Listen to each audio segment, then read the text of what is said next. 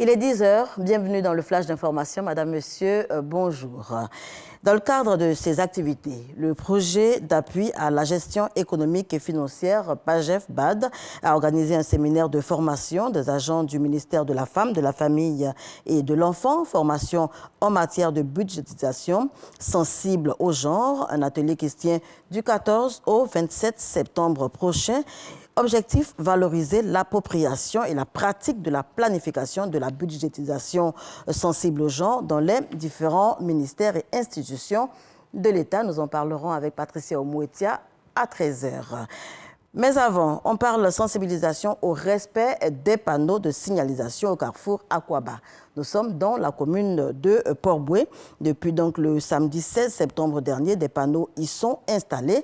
De nouvelles indications qui devront contribuer à fluidifier la circulation qui se fait donc dans cette zone depuis quelque temps du fait des travaux d'aménagement. Eh bien, pour faire passer le message, l'ONG interafricaine pour la promotion de la santé et des droits de l'homme fait de la sensibilisation sur place. Et c'est avec Davis Oyo qu'on en parle.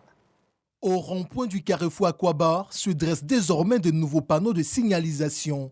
Les usagers en provenance de Makori et de Grand Bassam observent des déviations. Ces nouvelles indications font l'objet de sensibilisation. Une action portée par l'ONG interafricaine pour la promotion de la santé et des droits de l'homme. Ce jour, elle déploie ses équipes sur le terrain. Il était important pour nous, dans une approche de proximité, de dire aux habitants de Port-Boué, de Koumassi et de Makori que leur environnement a changé et qu'il est important qu'ils puissent s'adapter à la déviation. Pour toucher le maximum d'usagers, l'organisation se fait aider par l'OSER, l'Office de sécurité routière et l'AGEROUTE, maître d'ouvrage des travaux d'aménagement du carrefour Akwaba. Lorsqu'on regarde les accidents de la circulation, à plus de 90%, voire 95%, c'est nous les êtres humains qui sommes responsables. Et les conducteurs, je dis bien les conducteurs, ils sont responsables de plus de 61% de ces accidents. D'où la nécessité, l'importance, je dirais même l'urgence de leur parler. Alors, il fallait qu'on leur présente cette nouvelle déviation afin d'éviter des risques d'accident. Ces enseignes s'inscrivent dans la première phase du plan de circulation en vigueur sur le carrefour Akwaba. Des séances d'information sont prévues également sur d'autres chantiers du district autonome d'Abidjan. On poursuit en images les populations du village de Niangban, dans la sous-préfecture de Diebonois, département de Bouaké, sont dans la tristesse et la désolation. Une consommation de bouillie de maïs exposée à des herbicides a fait 8 morts. Également, plusieurs enfants de 3 à 13 ans sont en ce moment hospitalisés au CHU de Bouaké. Nous en parlerons avec Soro Corona à 13 h également.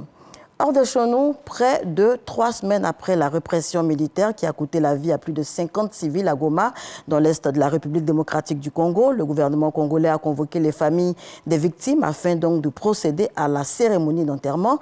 Le 30 août dernier, les militaires congolais avaient violemment, vous vous en souvenez certainement, réprimé une manifestation contre la présence de l'ONU en République démocratique du Congo, faisant au moins 57 morts.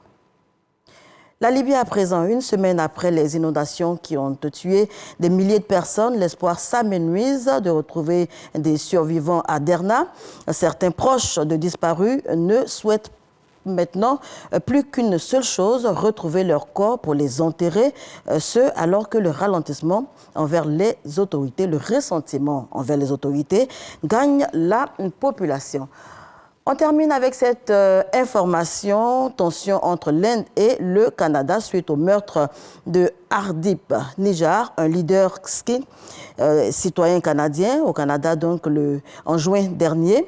Justin Trudeau a mis en cause New Delhi dans cet assassinat, un diplomate indien qui a été donc expulsé lundi du territoire lundi donc, et ce mardi, eh bien, l'Inde a à son tour ordonné l'expulsion d'un autre diplomate canadien et qualifié d'absurde les accusations d'Ottawa. Nous en reparlerons à 13 h. Merci de nous avoir suivis. On se retrouve donc dans quelques heures.